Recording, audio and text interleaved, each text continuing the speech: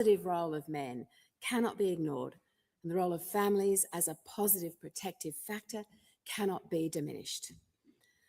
Family and domestic violence is not excluded from Closing the Gap reporting because it is unimportant. It is sadly excluded because the data is complex, underreported, and nationally inconsistent. That needs urgent attention. Mr. Speaker, we stand ready to support the government to better address the drivers of violence against women. What the Coalition has not committed to is simply agreeing to every proposal which is put forward. We will make principled decisions, we will carefully scrutinise legislation, and we will always consider whether proposals are improving the lives of Indigenous Australians. We took one such principled position this week on legislation for a new National Commissioner role, because we saw that it was bureaucratic, duplicative, and focused heavily on symbolism without concrete ways to offer solutions. There are enough reports and enough consultation. What there isn't enough of is action and accountability. The Coalition will always prioritise practical action over symbolic gestures.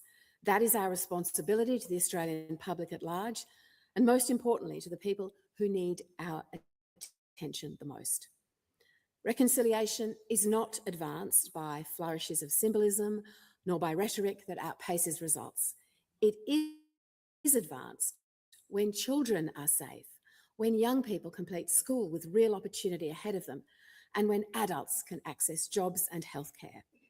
The Coalition believes that improving outcomes requires policies that are practical, locally informed, and genuinely accountable. However, we must not get lost in our differences.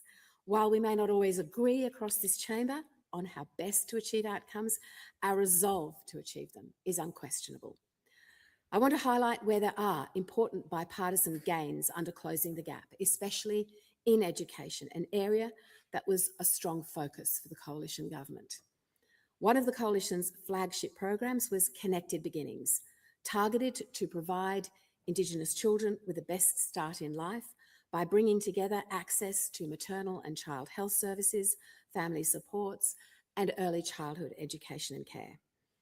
In 2021, the Coalition committed to expanding this program to 50 sites, supporting around 25,000 Indigenous children in those critical years before school.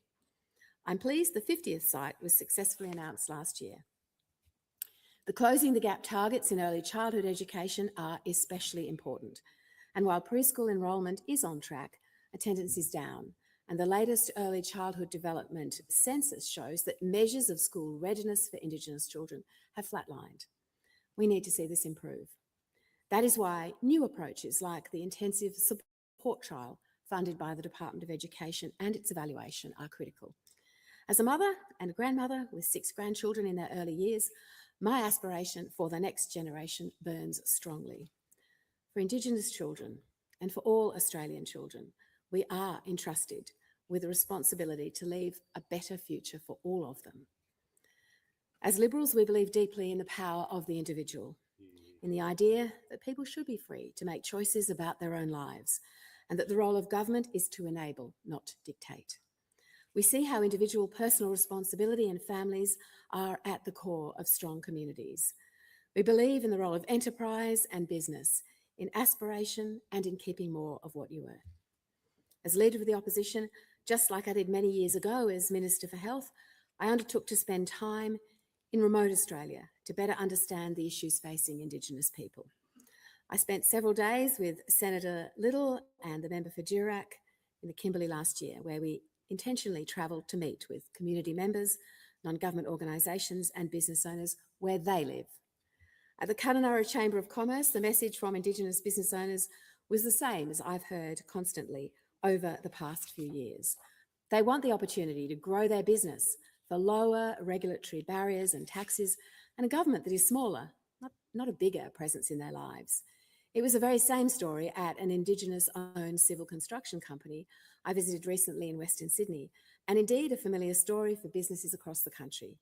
These Liberal values lead to a very practical approach to closing the gap. It means backing aspiration. It means investing in education, because education remains the single most powerful tool for empowerment. There are no benefits from enrolling in education, only in attending, and families have the responsibility to make sure that children get to school. It means building safe communities because no child can flourish without a safe and secure home. When these things come together without disruption, people find themselves healthier, happier, and with jobs to support their families and their future.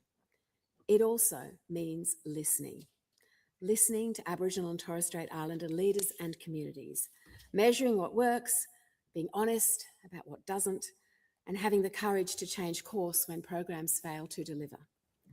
With only 4 of the 19 targets now on track, one less than last year, now is the time for courage. Governments alone cannot close the gap. Real progress depends on strong families, safe communities, quality schools, meaningful employment, and health systems that reach people early and effectively.